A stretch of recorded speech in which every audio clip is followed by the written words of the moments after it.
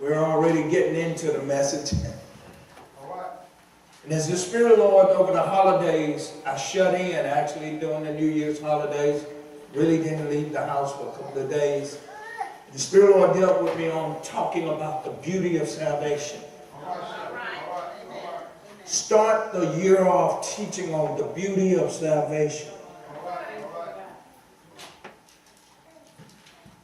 And he dealt with me on the importance of, or shall I say, the need for such a foundational teaching in this hour and in this season, because I'm like, God, it's such an elementary message to kick the year off, but it's necessary, amen? It's necessary. Somebody shout, it's necessary. It's necessary. Amen.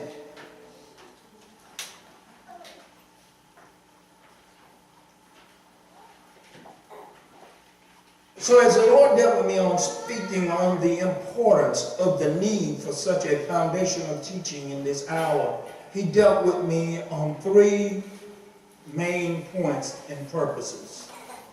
The first important reason, he says, is because many souls are in danger. Many souls are in danger. Number two, he dealt with me on this topic because it is a need for such a foundational teaching to avoid satanic deceptions and distorted doctrines and teaching in this hour and in this season. It is a need for such a foundational teaching because he also said there's a need to remind the believers of the benefits of being saved.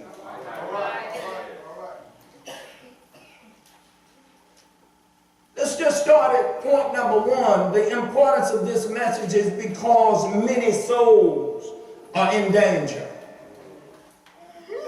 And you know me, I will surf social media just to do some research. And I researched social media, and I went on YouTube and different areas just to, just to surf through certain messages and preachers and teachers to see what are some of them teaching in this hour. What are many of them teaching? And I only ran up on one immediate YouTube segment where a preacher was talking about the importance of salvation. And believe it or not, it was Billy Graham. And I'm like, oh my God, is there anybody concerned about souls anymore?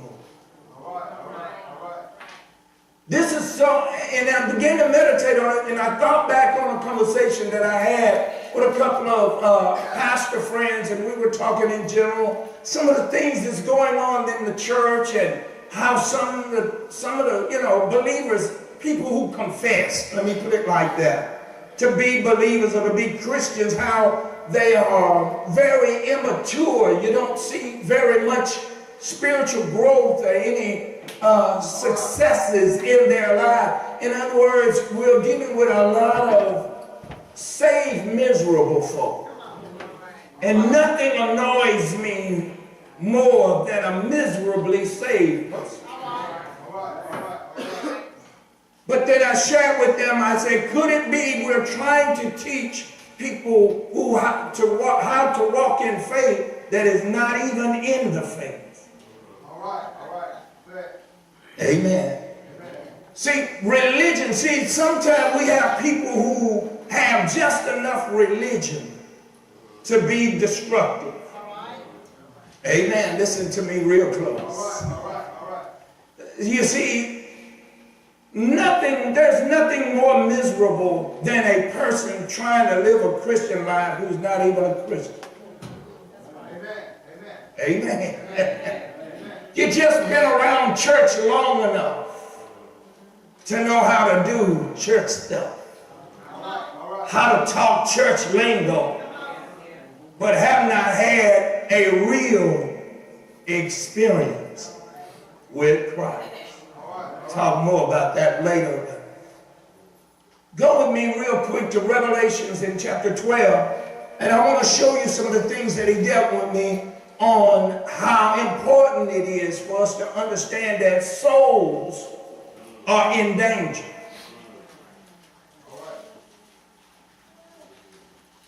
Revelations chapter 12. And say amen when you get there. I told y'all, this is going to be the year where you need to ask yourself hard questions. Revelations chapter 12, verse 12. Say amen if you got it. Therefore rejoice, ye heavens, and ye that dwell in them.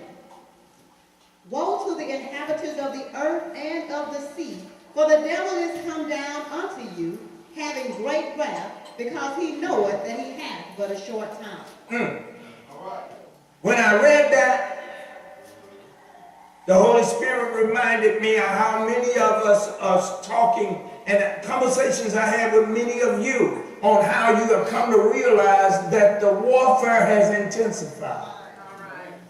And when I saw that, the Holy Spirit says, that's your basis. That's the evidence right there. This is why the warfare has intensified. The warfare has intensified because Satan knows that his time is short. So he's turning up the heat. He's stepping up his game. And my question to the saints that if the enemy is stepping up his game, how much more is it not important for us to step up our game? And then we need to be after souls.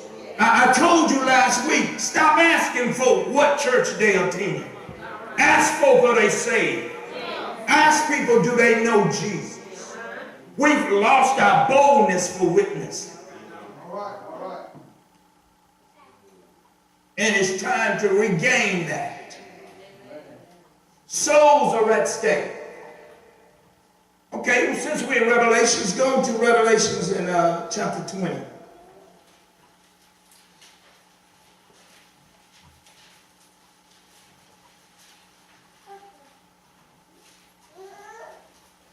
So when you look at that in Revelation 12 and 12 about Satan has come down and he's full of wrath. He's very angry because he knows that his time is short. That's the sum of the intensifying of the warfare. Revelations 20, say amen if you're there. Okay, look at verse 12. And I saw the dead, small and great, and I saw the dead, small and great, stand before God. And the books were open, and another book was open, which is the book of life. And the dead were judged out of those things which were written in the books according to their works. Stop right there for a moment. I want to explain something to you. The book of Revelation sometimes is a very complex book to many people. Because, number one, people don't understand that the book of Revelation is divided into three parts. Past, present, and future. The next important part to understanding the book of Revelation is to understand that it is 90% symbolic.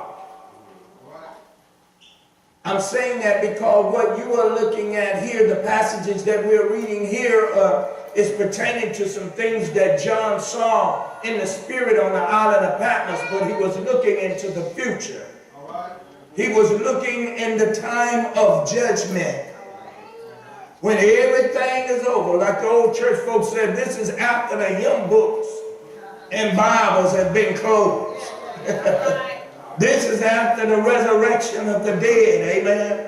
And you're standing, amen, before the Lord. Now listen at this, listen at this.